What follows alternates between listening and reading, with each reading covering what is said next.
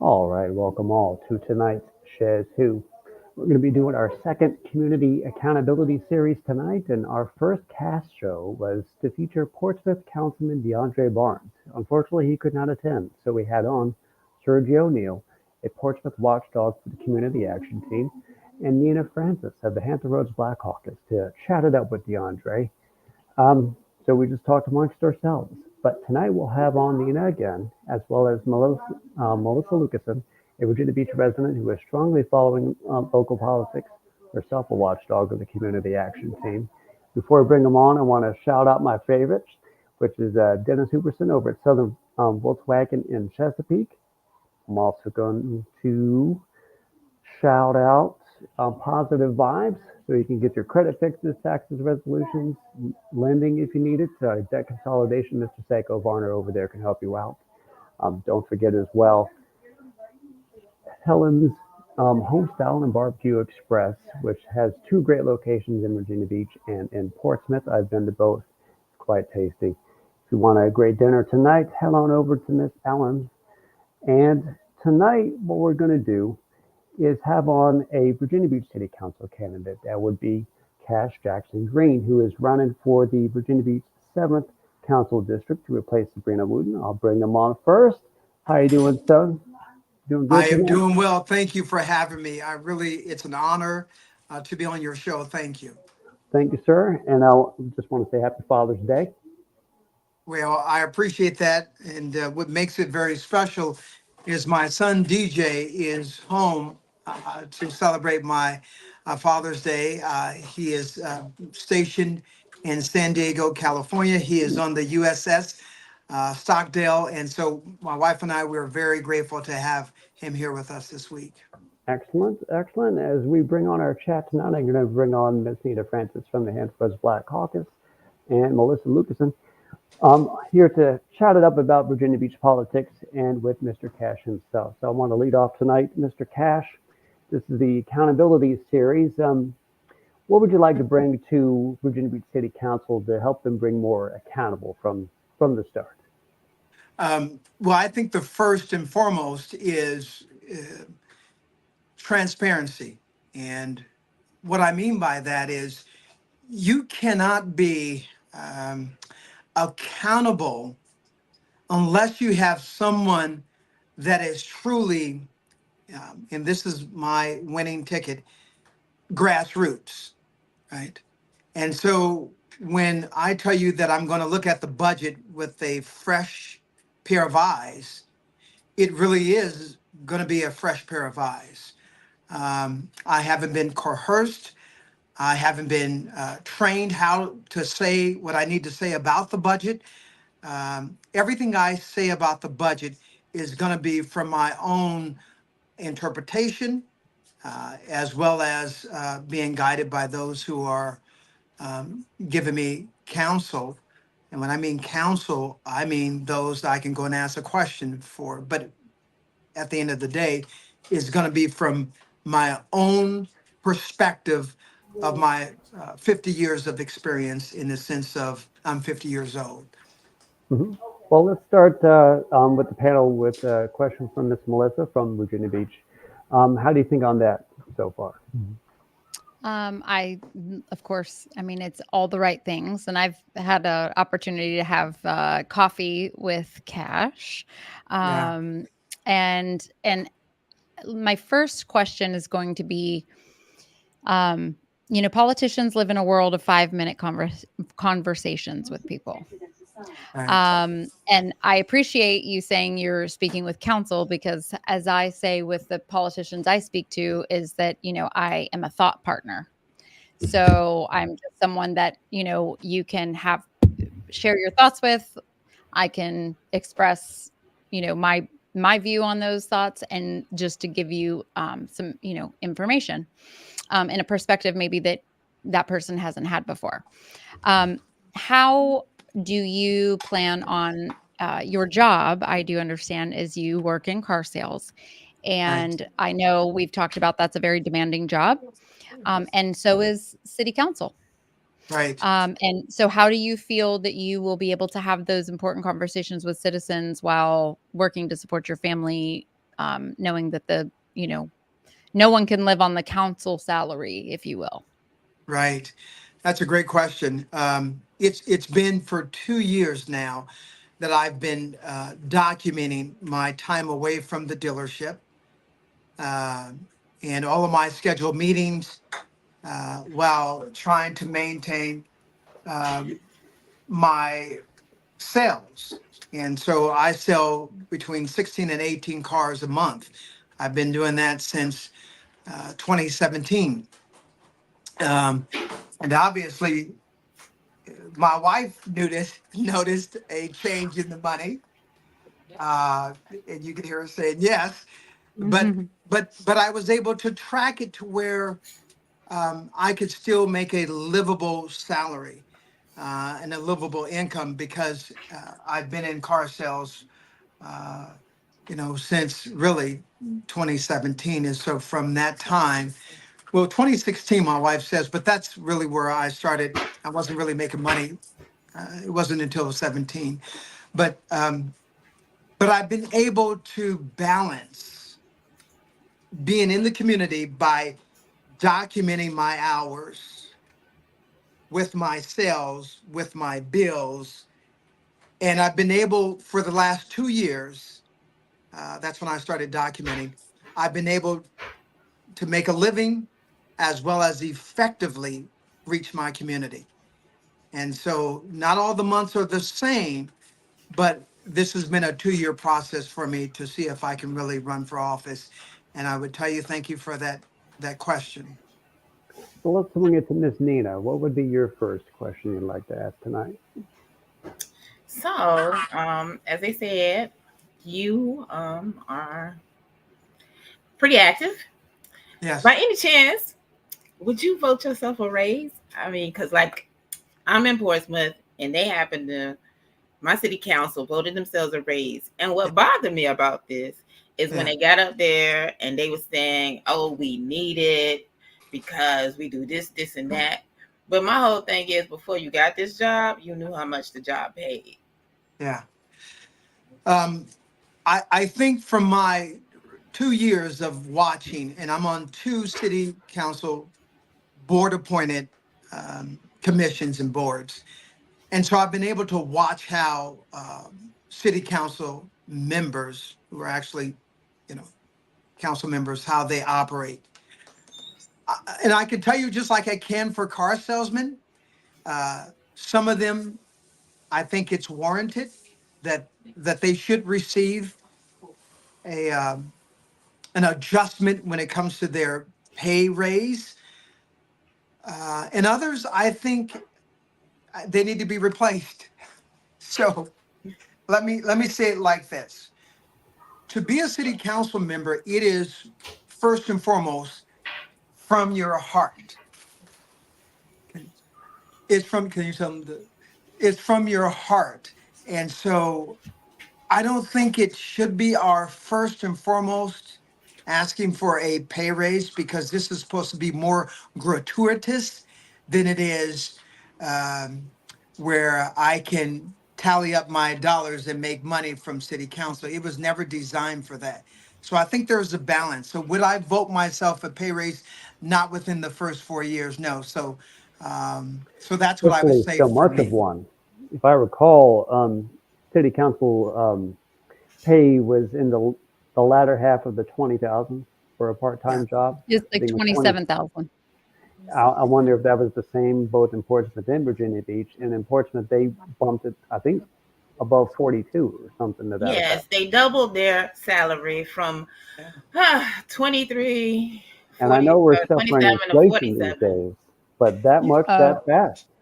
Yeah, Yeah. they went to 47,000, and well, the mayor gets 47,000 and the council gets 43,000. And what Mm. bothered me about that was Honey. they raised our water tax or a water bill up Yeah. 5%, and they plan to do that every year for 5 years. We're going up 5%, but they somehow found money to get a raise. Yeah, But this is not right. about yeah. horses. Well, in Virginia, in Virginia Beach, I think what instead of giving themselves a raise, I think it was last year, Conrad, didn't Mhm. they? didn't they give them, they got themselves paid like legislative aides or whatever. They're like that's correct. assistants. So they didn't give the council, they didn't give council people raises, Right. but they incorporated a budget, a salary, which is, I'm assuming somewhere in the 30 plus for a full-time assistant, somebody to handle their affairs. Right. I heard about that. I think it was So 2 years ago. it wasn't putting in the pocket of the council people. And I on think this, it was, yeah. It was a year or two ago, yeah. Yeah. and on this topic of pay, Now, I agree with that because the reason why I'm going into city council is because I'm good at making deals. It's what I do every day. I negotiate deals. They say to me, "Listen, here's my budget. I'll take that product that you have if you can meet my demands." But so I agree with Virginia Beach's way of increase. Why? Because everything is going up. Inflation is going up. Groceries are going up. And so I think I need to be concerned about city employees' budgets and their raises. And second, it would be, if you appointed someone to assist me, I think that that's the right way to go for us. Now, I will say down the line, as everything goes up, then maybe the citizens would want to be generous, but they would make that call, not us. well, I do want to touch on the city employees aspect of that because Okay. I was curious of a couple of people who are also in Virginia Beach. I wanted to get their feeling on things that they would want to ask you if they were here, but they can't be. Right. A lot of Right. topics that came up was one that was in me because Virginia Beach employee, city Right. employees who are interested in collective bargaining. Swings back to Yep. you what you might want to do for that. And another question is regarding just the general Virginia Beach atmosphere in attracting young talent Yeah. and what might be done on a council level to both attract and retain people who are young to Virginia Beach. So it's twofold question, but collective bargaining for city employees, Right. young talent. What's your ideas on that? Right. Well, thank you for asking me that. Such a hot button question. I will say, Melissa, I watched you at City Council in your fiery speech, as well as the other, employees. Some of them were EMS employees, and some of them were from Public Works. Am I correct on that, Melissa? And teachers. And teachers. Mhm. And so I knew that this was going to be a question that's been asked me. And so this is what I'm going to say, because this is what I believe. As a part of my community platform, it is increase city workers' benefits. Now that is what I am going to be negotiating on, increasing city workers' benefits, however that plays out. Now, I can't use the terminology collective bargaining because they have a committee that's already in charge of trying to determine whether that's going to be viable for Virginia Beach.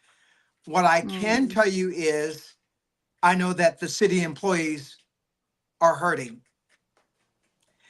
When it comes to collective bargaining, I think we need to yield to the studies, which we paid the Virginia Beach residents, paid some money to have this study done. And two, I think Bobby Dyer put it in a very strategic way. Let them know that I'm on the podcast, please. I think Bobby Dyer put it in a strategic way. He said, if we need to, we'll put it at a referendum and the residents need to vote, because it's going to become very volatile. And I don't want people to, it's like asking me, who are you going to vote for the president? I go, well, you don't even know my age. You don't even know how many kids I have, but you're getting right to the questions that could divide. What I will tell you is that I'm for the city workers, and I'm for making sure that their benefits increase. That's what I can Do you tell want you. to follow up, Melissa, or do you want me to follow up? Oh, yes, please. Oh, God. First of all, Bobby Dyer's a coward. And the fact that Bobby Dyer and the other members that, as we know, are part of the Republican Party, which I understand are funding your race, they know exactly what collective bargaining does. They know exactly the pros and cons of collective bargaining because they've been talking about it for 2 years. There was a task force that presented to the city, and it really honestly didn't matter what the results of the task force was, which was to support collective bargaining. Right. Because they already had their mind made up that they were not going to do it. And so they just Right. needed to make a deal with another council person, which that deal was made with Dr. Amelia Ross Hammond. And she Okay. got about $50,000 for her cultural center, the Virginia African American Cultural Center, which I myself I'm a $5,000 donor to that center. So I fully support that. But basically, there was some promises made for her to vote against it after all that work, after 2 years, after a task force. So when a study is presented, instead of just voting to approve a ballot referendum, if Bobby Dyer really wanted a ballot referendum, he could have done that like that. But instead, we're going to spend another $500,000 of taxpayer money on a bullshit study that should not have even gone anywhere. And I'm going to tell you right now, I held my own councilman to the fire on that, which was Worth Remick. And so I'm just going to tell you, we have cowards sitting on council. And my concern with your answers, Cash, is that we need people with a backbone. So, and I'm listening to you, and Melissa, you know I respect your opinion because I've watched your work for years, just like I have for the other activists in our community. What I will tell you is that I'm outside of it, and I'll tell you why. Because I don't receive any money from the Republican Party. I haven't paid or hired any of their campaign managers. And so I'm not privy to the information behind closed doors. When I tell you that I'm truly grassroots, it's because I haven't hired their campaign managers. I'm by myself. I knock on doors by myself. The money I receive from my campaign are truly from the people that give to me that I knock on the doors. I'm outside of them. Now, Good. they've tried to, encourage me to give money so that I can be on the inside, but I just refuse. What I can tell you is that I'm listening, Melissa, and I can tell you by me saying no to those campaign managers, I've got the backbone, but I want to make sure to do it right. Because if not, then I don't get a chance to even tell you what type of person I am. And you guys already will cut me down and just say, forget him. I believe in you, Melissa, and I believe in our city union, our city employees who are asking for something. Sometimes I feel like, not that I am, but sometimes I feel like them because I sell cars. And so if you sell cars, you are commission based. If I don't sell a car, I don't eat. I'm not like the owner who he's going to get money no matter if he's there or not from the other sales agent. So I'm a little different, but I'm listening to you. I really am. Well, before I want to throw it to Ms. Nina for her next question, I do want to follow up because I do feel kind of strongly on this. Yeah.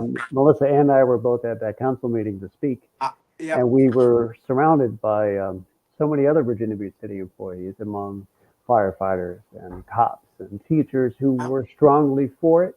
Yeah. And in that moment, I just developed the opinion that I don't think we need a study to get the opinion of city employees on the matter. Right. We might need a study, if you will, which I don't agree with, to see what the opinions of council is and whether or not they take a few more weeks or months to get a few more pushes from people who are behind them in darker rooms to say that, hey, city employees shouldn't have the power of collective bargaining, even though the city employees actually want. So that might have touched on influence in politics. But in any case, I know I'm for it. I know Melissa's for it. We have spoken on that matter. I would like to Now I'll throw it to the next question from Miss Dina, and is just maybe her opinions on collective bargaining or the next thing she would like to discuss.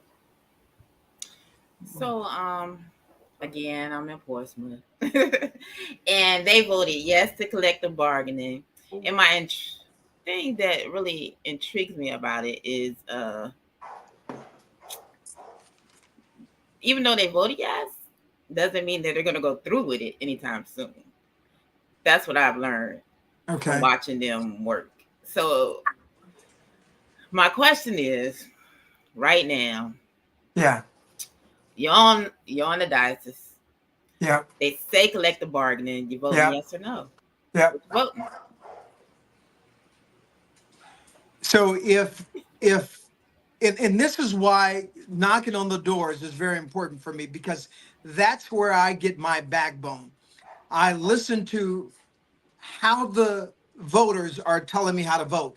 And if I'm truly a representative of the people, and if that becomes the consensus of District 7, then I'm going to represent what District 7 says. The difference between me and other candidates is I've always been negotiating for the guy that is the little guy, or the person that has no voice. Ever since I was 16, I was called by God to preach His word when I was 16. I've always been for the underdog, and so I've always had courage where others didn't have courage.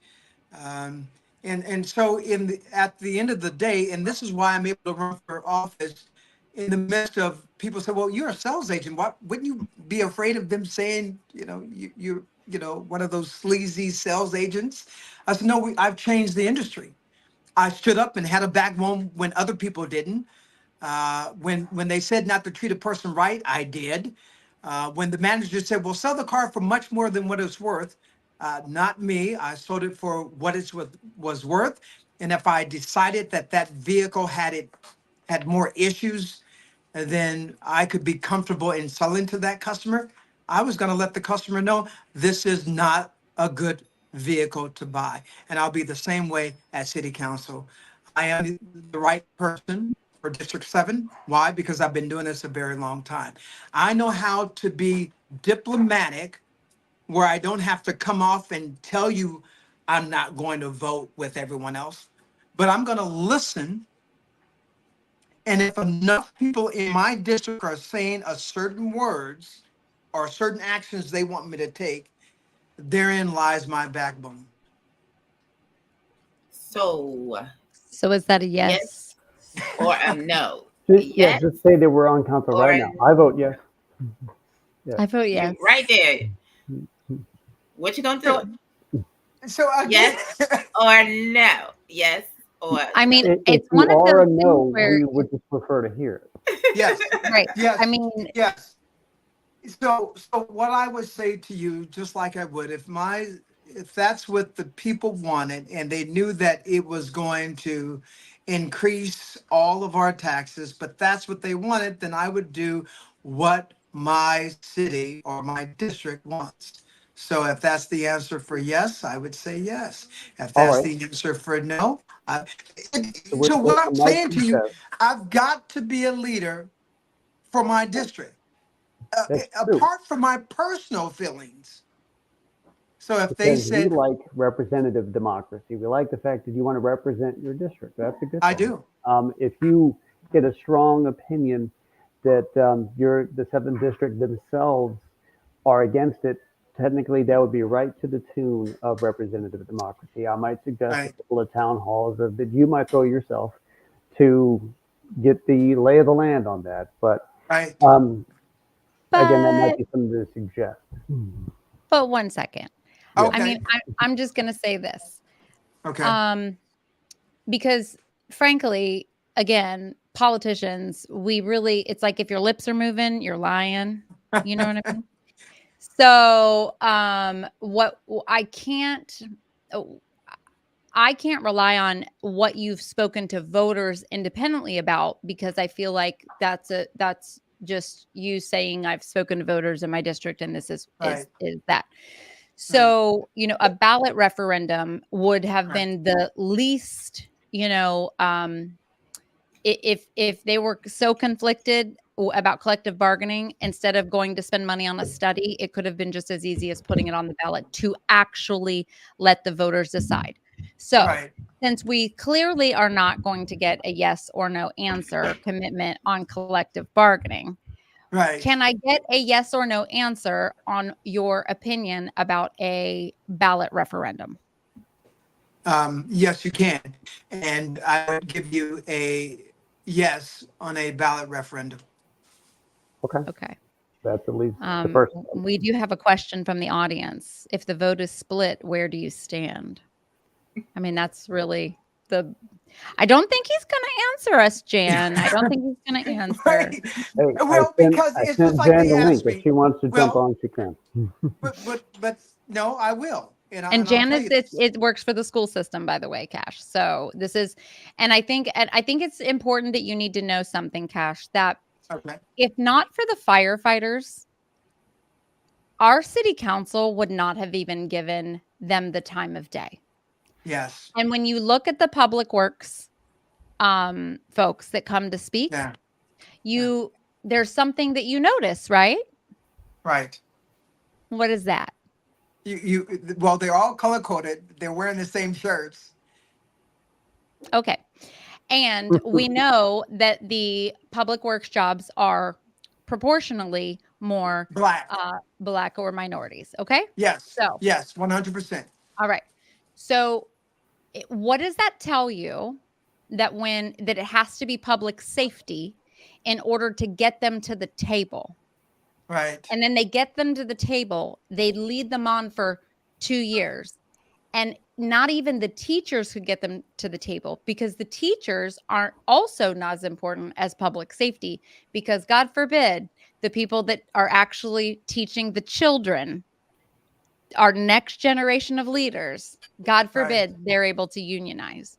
And so you can see how collective bargaining, just is not getting the attention it deserves.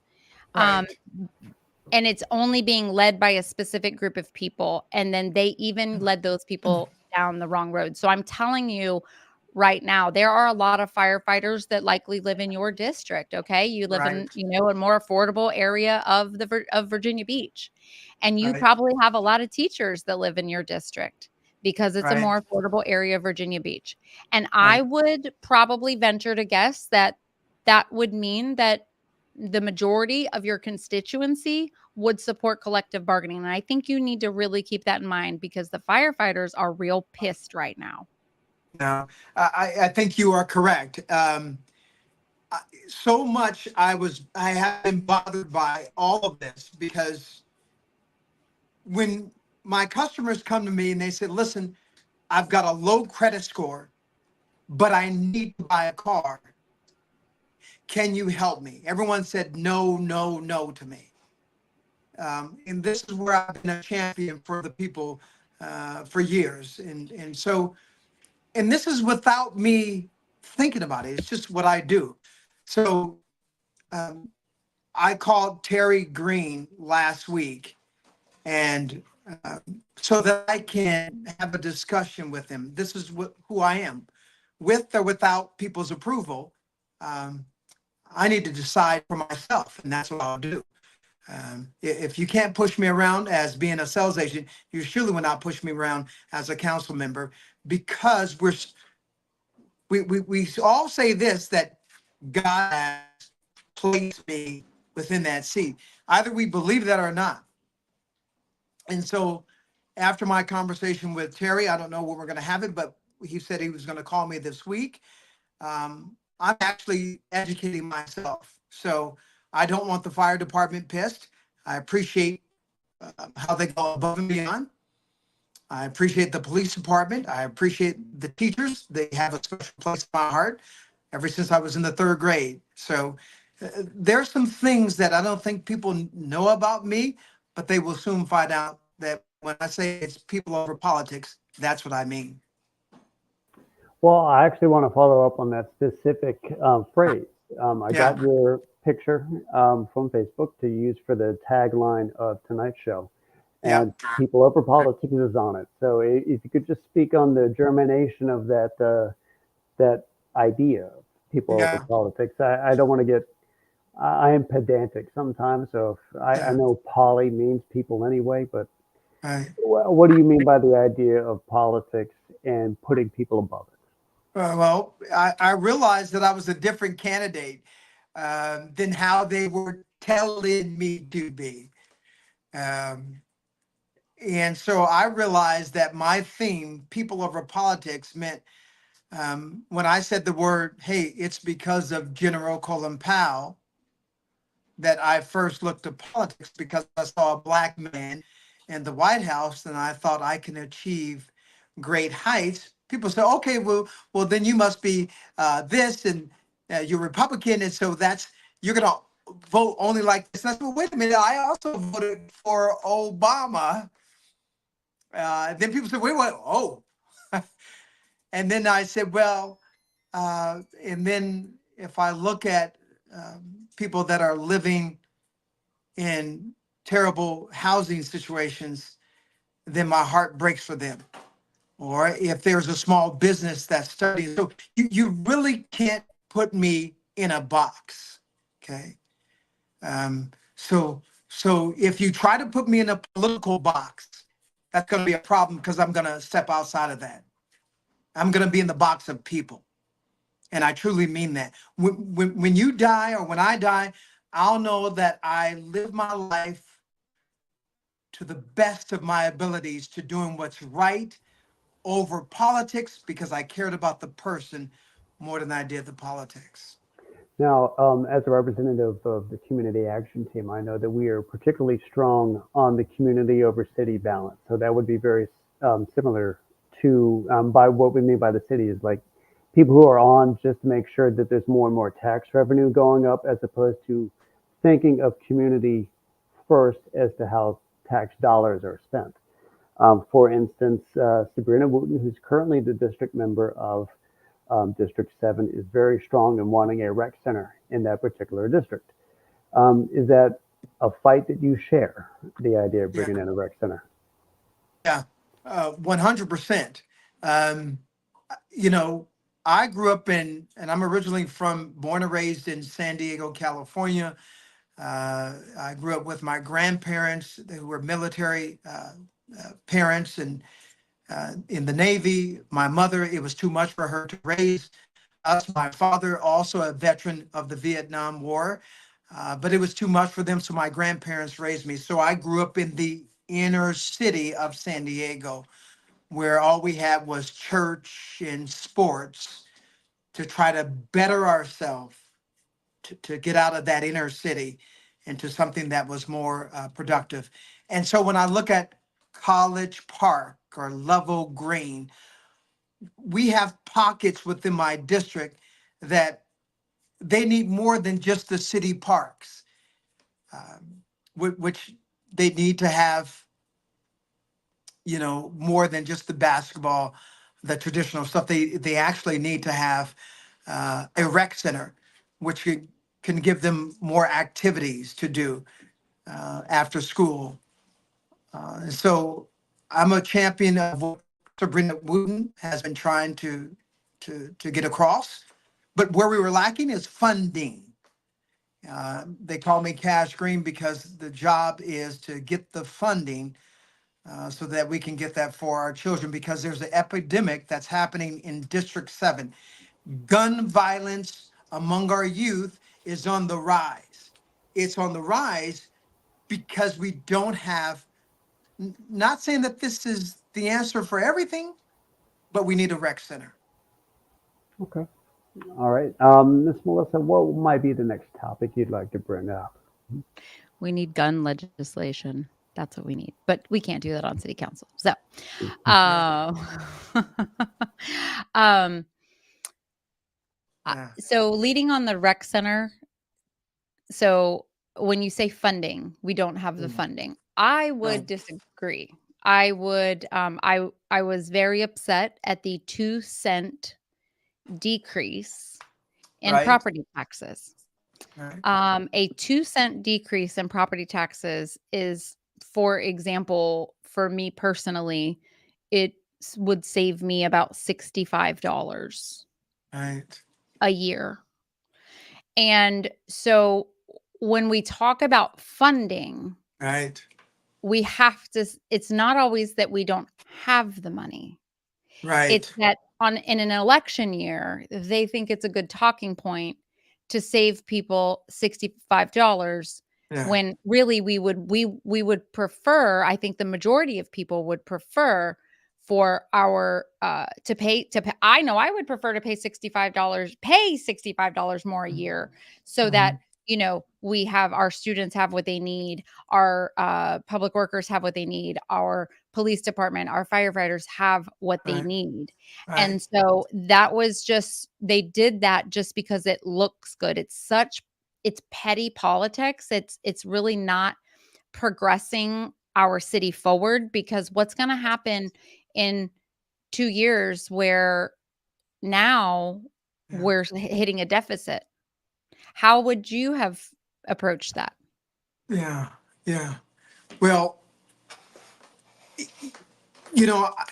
I deal with numbers every single day, and I can tell you that the numbers look right, but they're not making us feel right. And so my first order is to review all of the, Kevin Chatelier. We spent some time talking with him, and they've got a system in place, a formula in place that when you say the word reduction, that's supposed to make us feel good. But the numbers are not matching up with our real estate and personal property.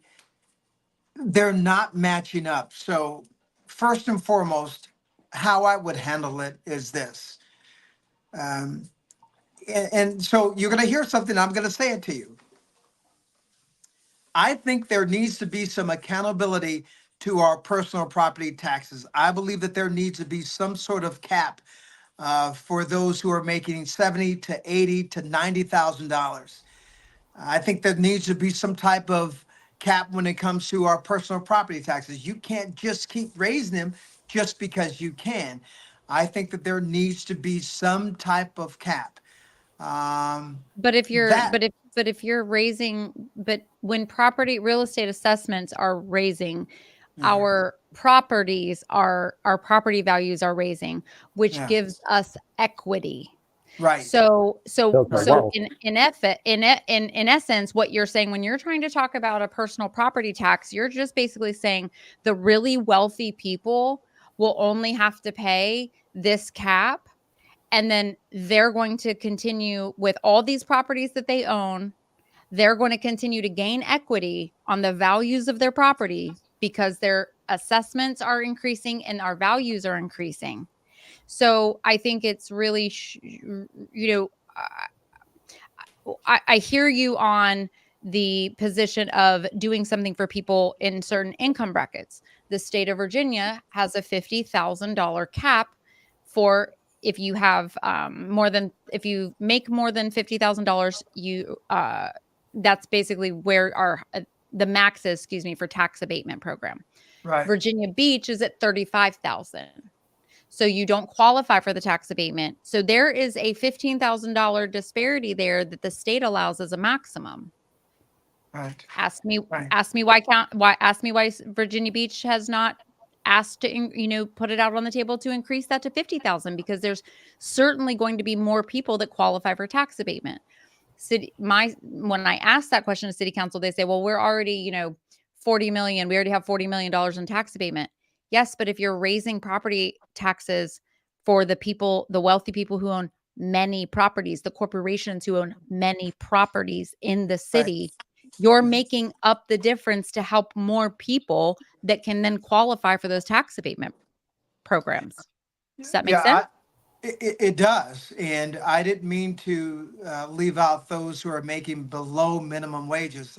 But By no means. I meant for those who have a two income uh, system, mother and father who are working and they've got a family. And when they're making a combined of 90,000, they don't really see that 90,000 because they're going to bills. I'm talking about helping families that are making a combined 90,000 or 80,000 or 70,000. I think we're saying the same thing, Melissa, sorry. I think we're saying the same thing. I just need to get in so I can see what the numbers really look like. I think I think we're saying the same thing in the sense where that you can put the numbers and make them look balanced, Hmm. but obviously they're not balanced because we don't feel that way.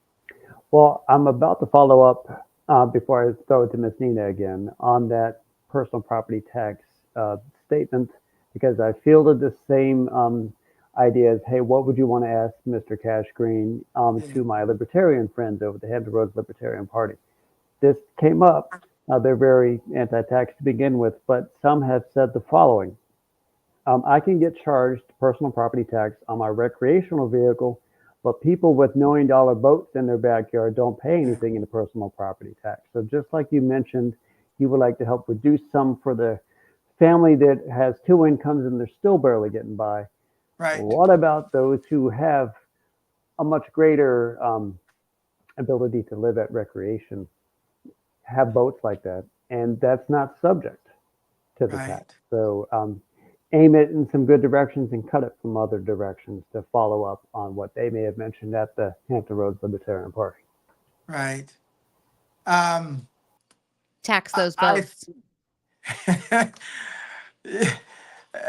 so listen, as an Tax those American, boats, Cash. Tax those boats, Cash. Come on, that's a yes or no. Tax the boats, yes or no. That's an easy question. well, You own a boat? okay, no, no, I do You not own a don't? boat. I do Awesome. not. Tax those boats. This was handed to me, and I'm going to answer it. It says it's about negotiating power. Everything has to be negotiated. I think the people that have those boats believe that they've earned the right to have those boats. Um, Not all, but I And they think have to pay taxes on them boats. Like the orcas, yes, fuck them boats. Tax yeah, them. They sink those yes. boats. Yeah. Sink those boats. If they don't start paying taxes on those boats, I'm sending the orcas. Okay.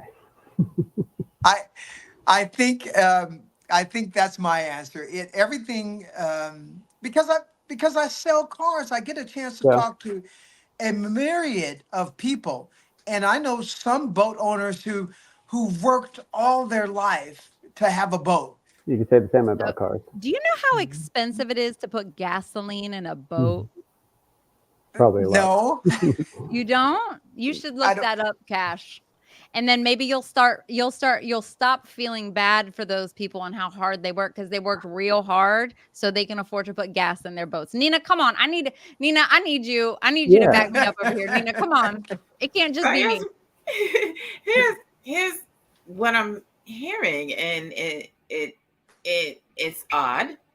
So they have $1 million boat, Yes, and you're saying that they worked all their life for this $1 million boat. Yeah, what about the people who worked all their life to retire and get a Mercedes Benz?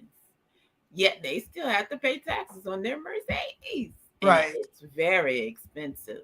So what's the difference between Joe Schmo, who's worked 60 years, Yeah, 60, 70 years, retires right. and buys his dream car and has to pay taxes on it, versus somebody who has worked all their life to buy the $1 million boat and don't have to pay taxes? How's that Right. fair? Right. I don't think and I don't think it's a matter of, now you've got to hear where I'm coming from. I'm supposed to represent all.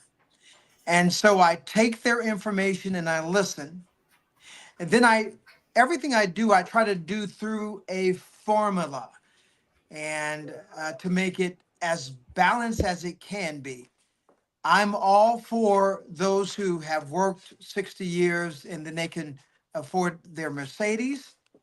But I also have to take in consideration that person who says, I've worked 60 years and I was able to now uh, buy my own company and I can afford a boat.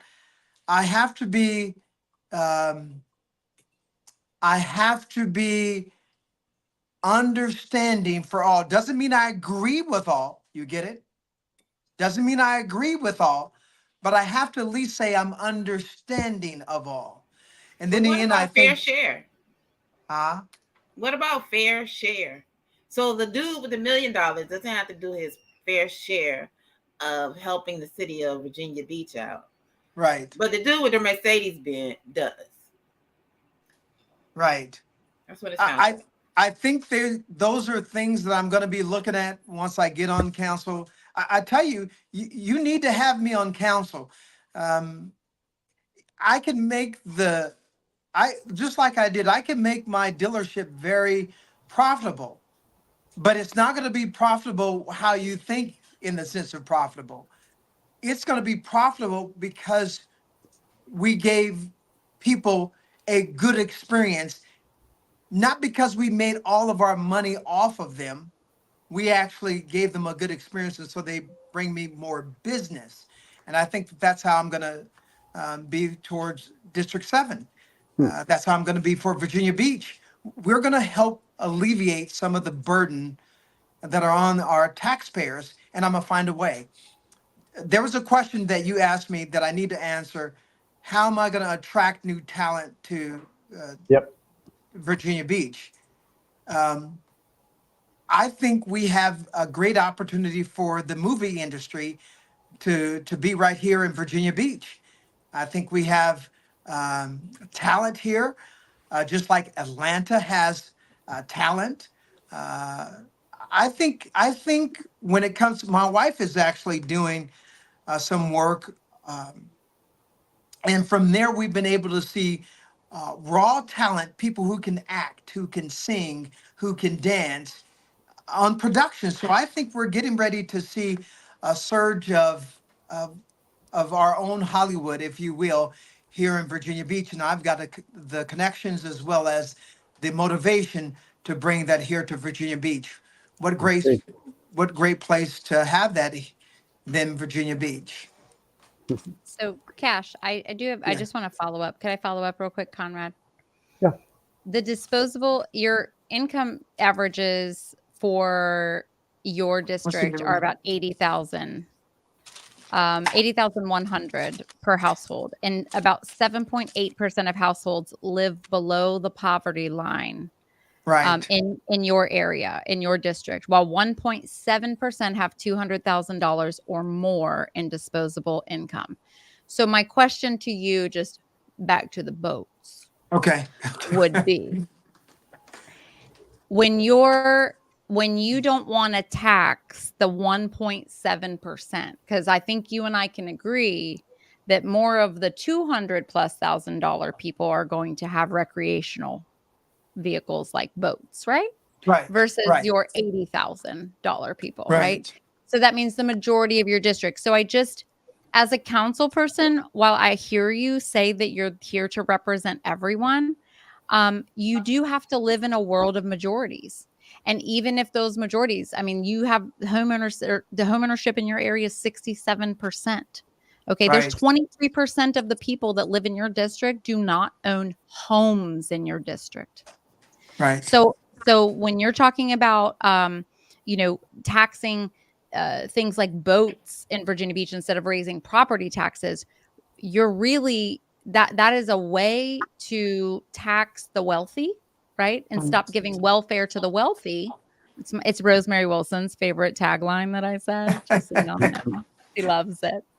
I don't believe in giving welfare to the wealthy. So I just think you should take a look at that perspective when you're talking about the demographics of your district. That is something that I think would speak volumes to the everyday working folks that are in your district versus, the oceanfront folks with all their boats and things. No, I agree with you. I think, and this is what I said to many people. I need to see the actual numbers. And what I mean by that is I need to see the actual numbers where, and I said this to someone, I'm going to say it on this show. So I want you guys to hear what I'm saying.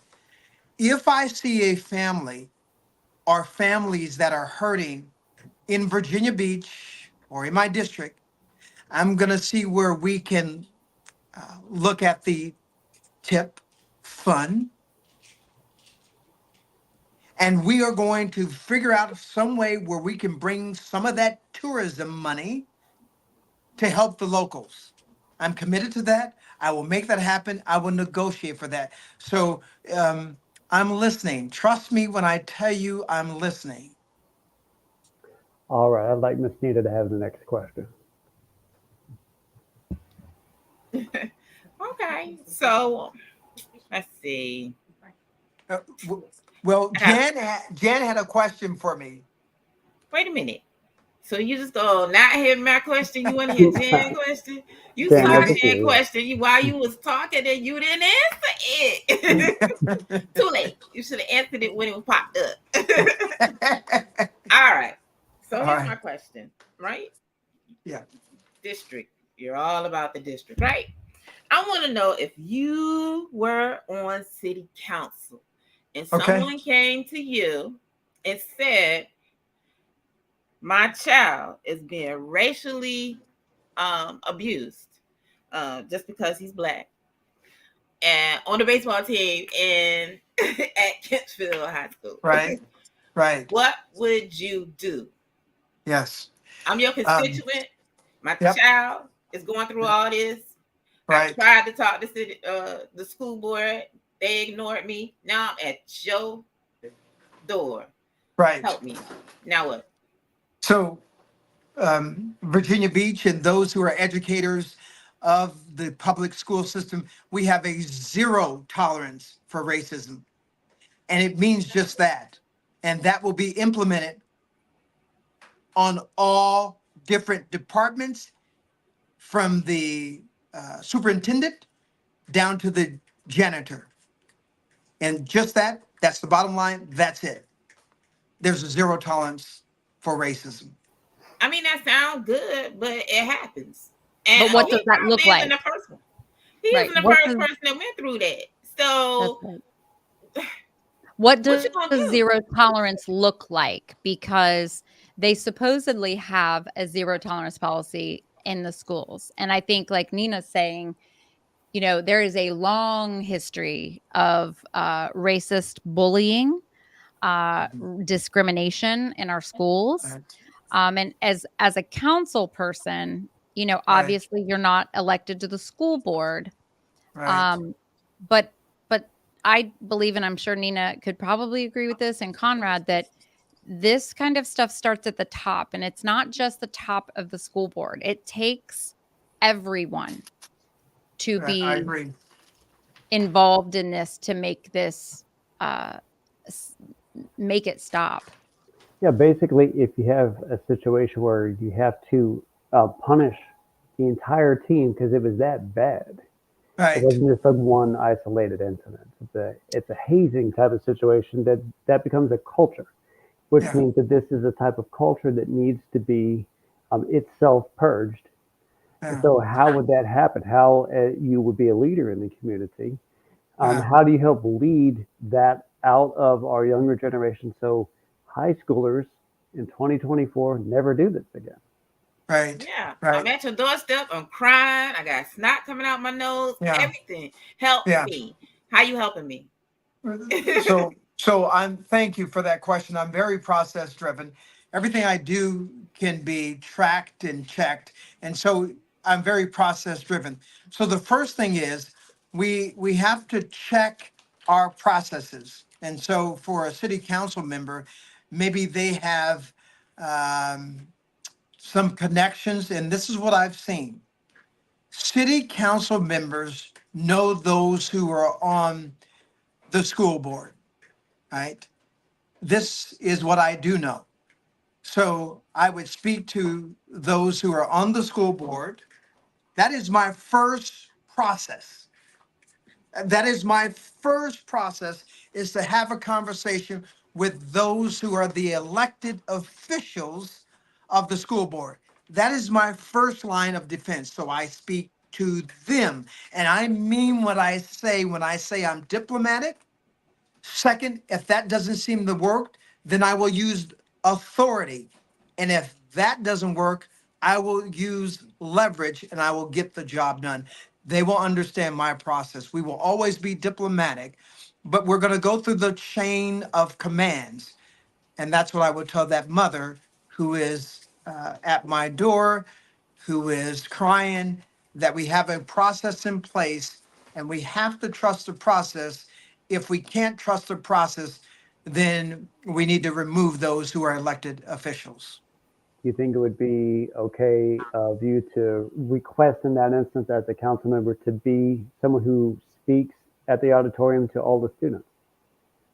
I would be honored to speak if the school board felt like they didn't have a plan in place. First, as a elected official, you want to give those who are elected to lead.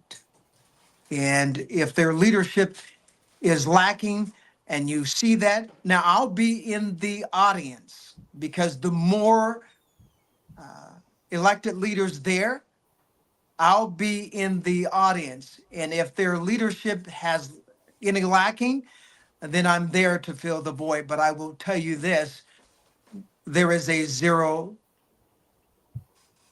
tolerance, Mhm. a zero tolerance for racism, and it will not build and grow under my leadership or management. It will not. It will be snuffed out, period.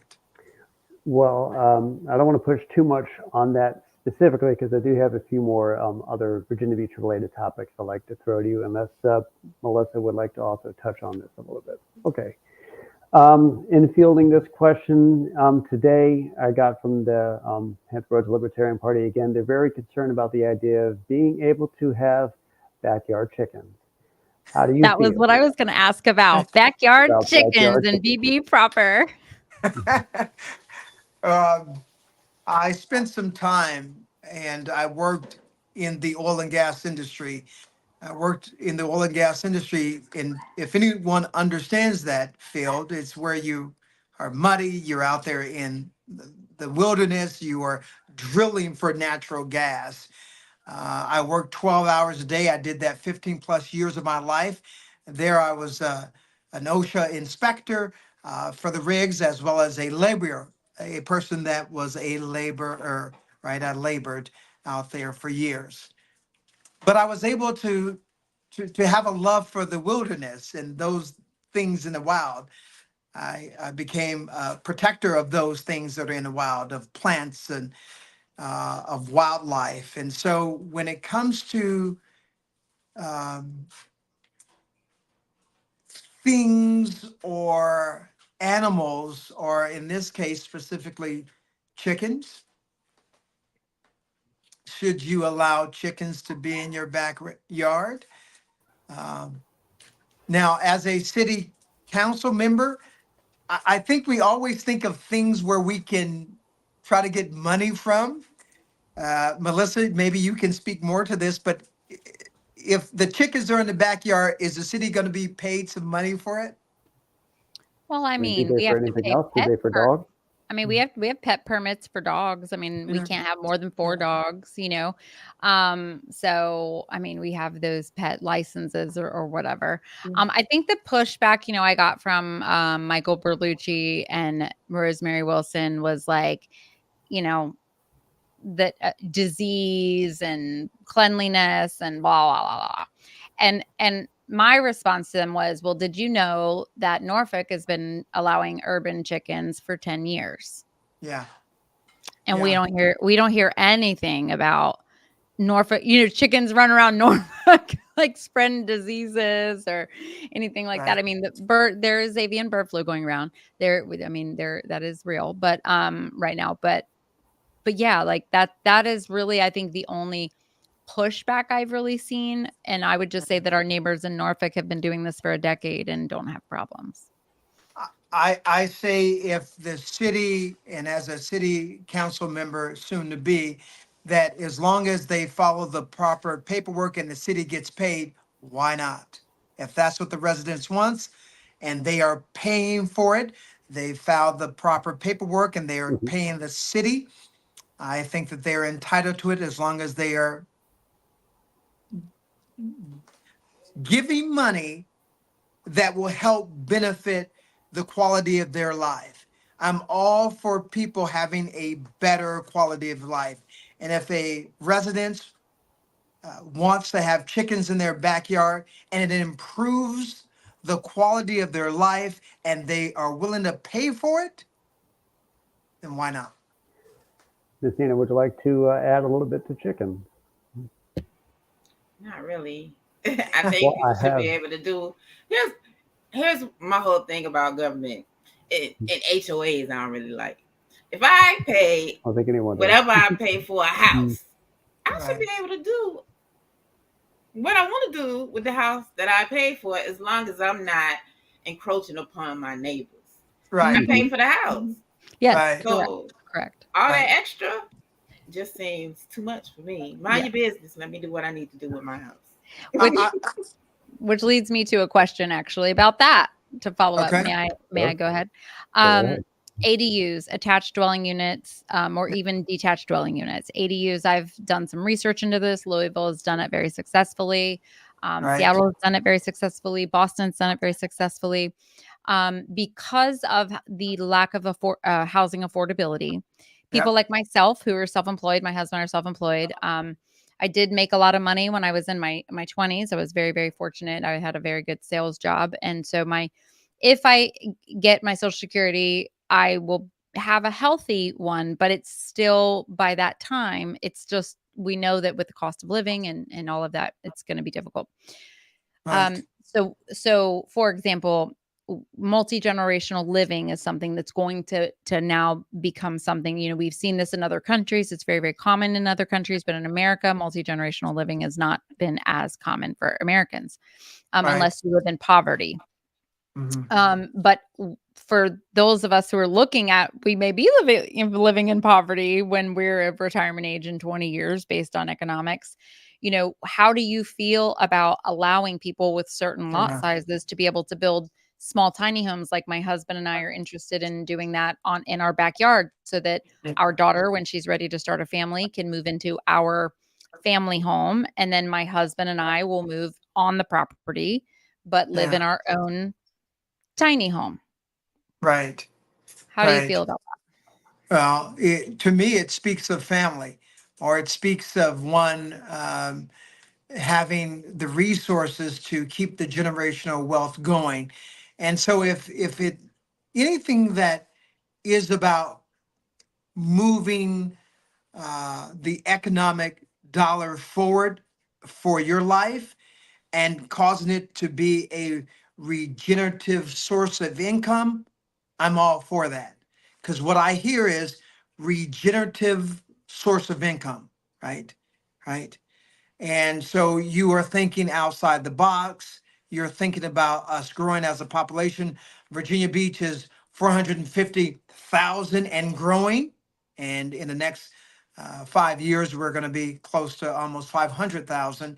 Why? Because this is a nice place to live. So I'm all for anything that represents um, regenerative, just like electric vehicles, regenerative braking, allowing that income to stay within your family, but to keep your quality of living growing where you can keep your family near.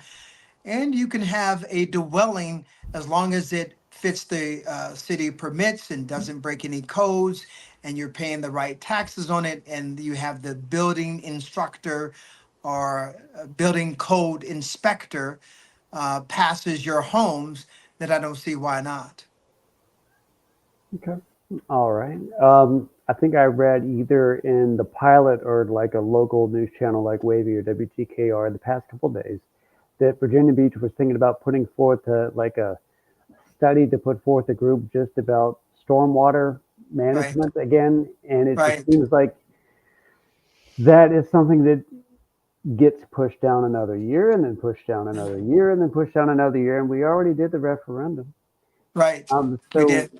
let's say you We get already on took and you're the sworn money. in, exactly, and you get sworn in January. What is your advocacy from the bench going to be? Yeah.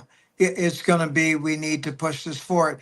And this is where, when you are with the other city council members, I've been privy to be in some rooms with the city council members, and I think that's where you need someone like me. We need to, because everyone is pushing for their district, they're pushing for other things, and they've got um, other projects that all of a sudden pop up, and now that becomes more important than stormwater referendum. And I think you need someone that can say, hey, listen, we've got these top 5 referendum items that needs to be pushed and accomplished, and I won't vote in your favor until they're accomplished. You hear?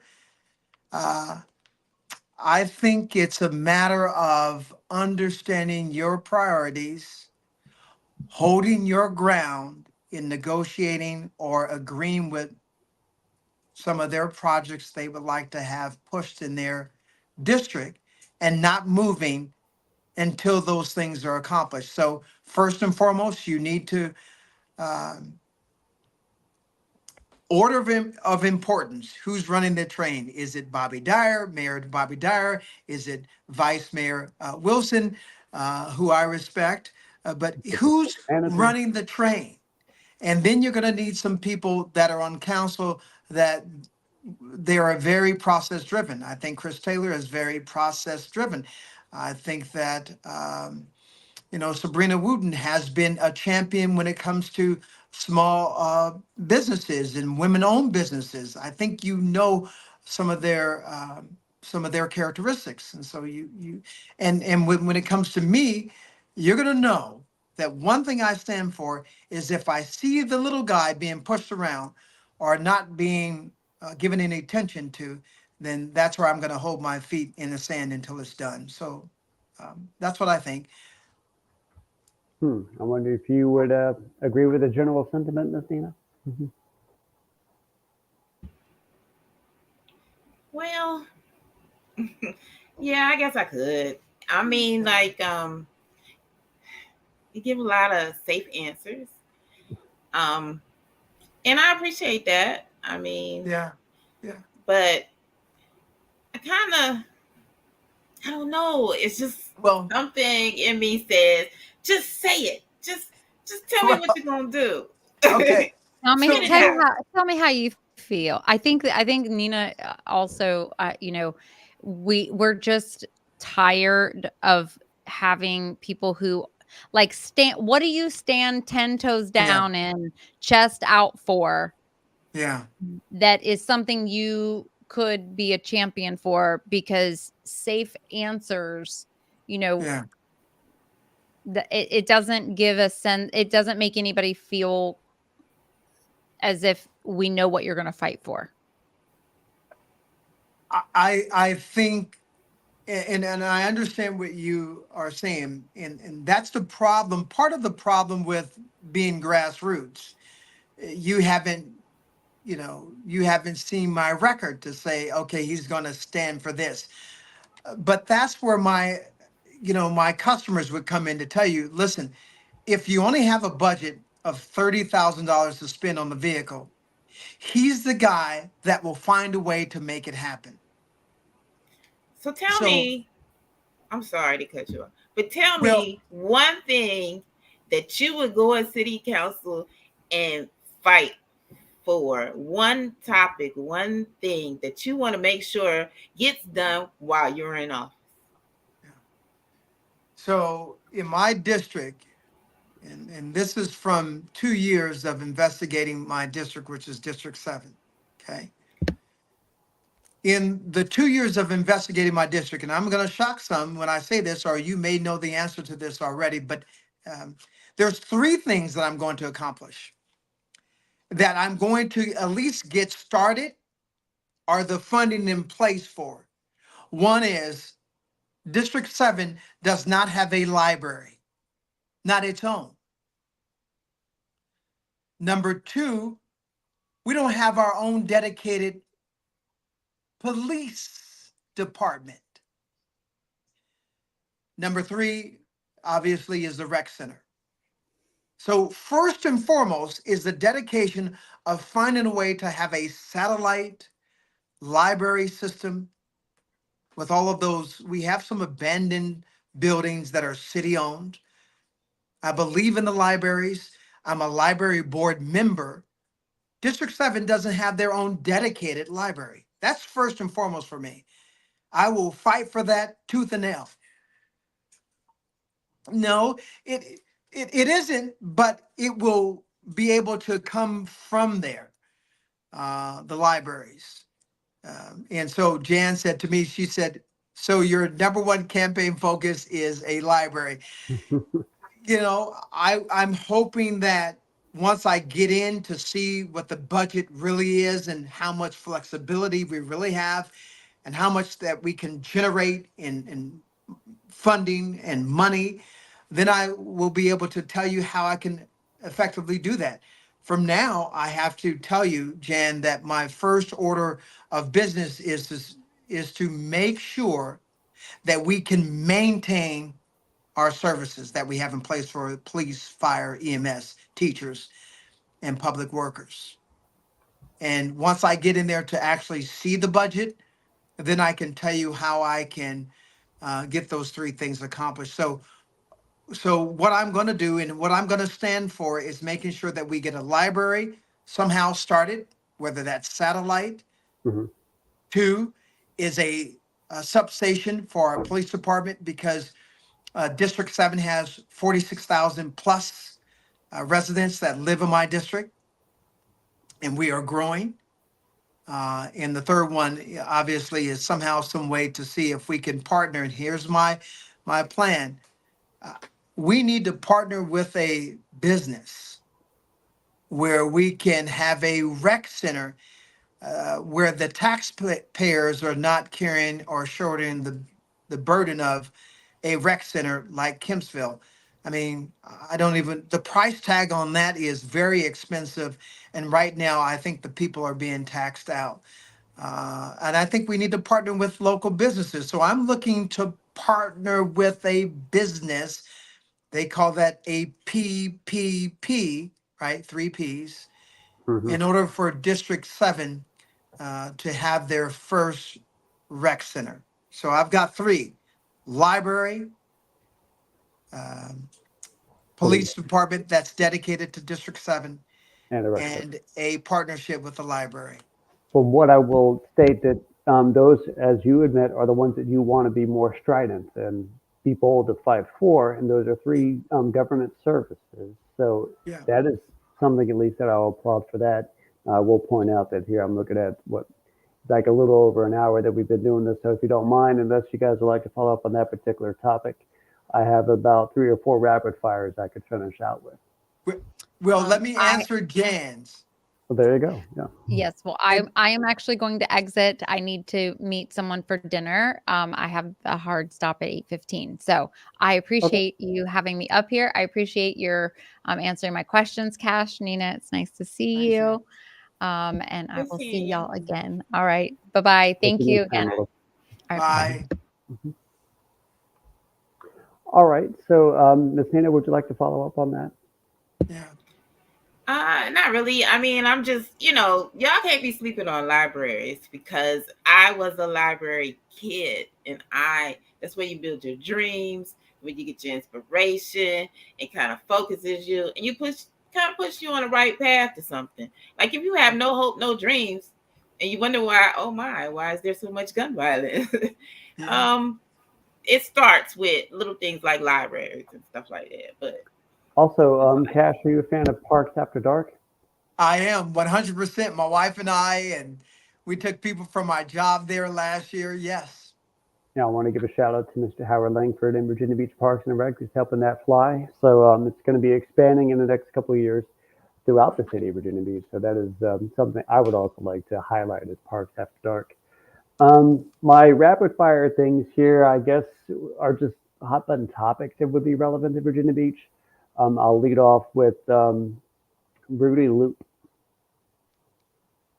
What are your Yeah, thoughts on development there, or make it a park or something like that? yeah. Rudy Loop is a historical place here in Virginia Beach. It attracts locals as well as tourists. I think for Rudy Loop, it's been a big discussion for years. I mean, I read so many articles on it. Um, I think we need to leave it as a natural, as natural as we can, and that's what I'll say. I don't think that we should, build some monument or structure on it. I think we need to leave Rudy Loop, and this is only me, Hmm. but just all of the attraction and attention, and I think we need to leave it as natural as we can. And I think over time, what you'll see is that the people, if we leave it naturally, then I think we have a place that hasn't been developed on, that is just a natural beauty. And I think we need to leave it as natural as we can. How about the aquarium and whether or not that it gets a little bit more private help over the next couple of years, because they've been talking about that. Yeah. Yeah, I just told my son and his girlfriend who are visiting from San Diego, I said to them, hey, go and visit the aquarium. They've got beautiful species there.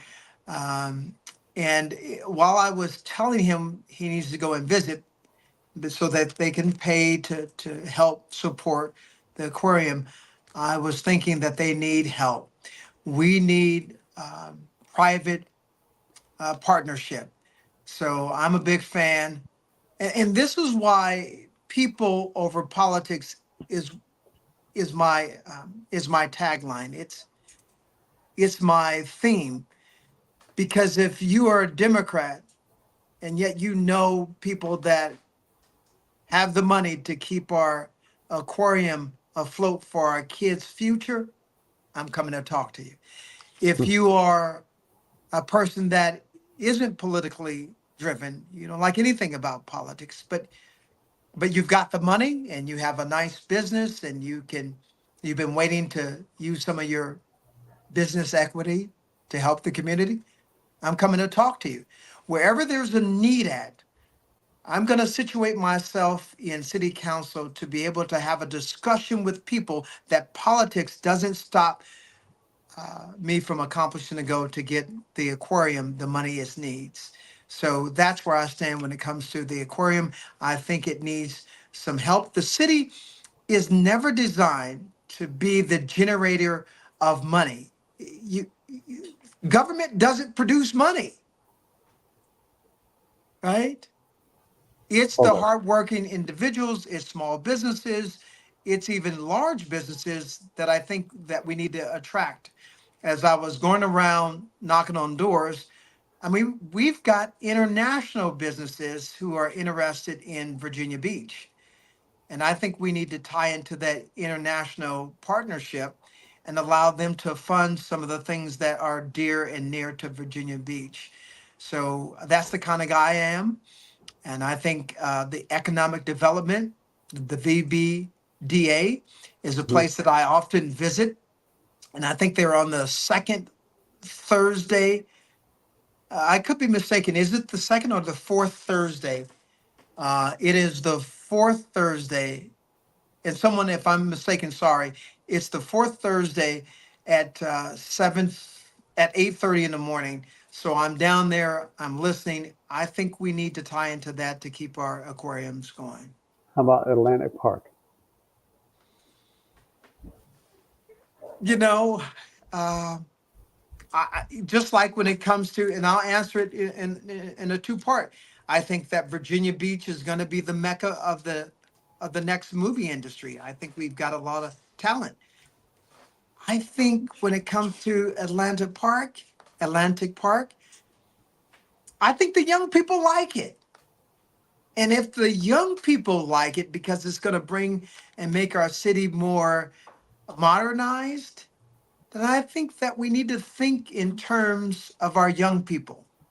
So if the young people like it, and so far in doing my own personal survey and talking to our young people, that when I say young people, I mean those that are 21 to 26, they love Mhm. it. How about a couple things that are strong in the second district of Virginia Beach, which is the ARP and the fiber optic cables coming on with some of the and the electric cables from the wind farm washing Right. up on the Sandbridge. What are your thoughts on both of those things? Yeah. My last name is Green. So I believe in alternative energy.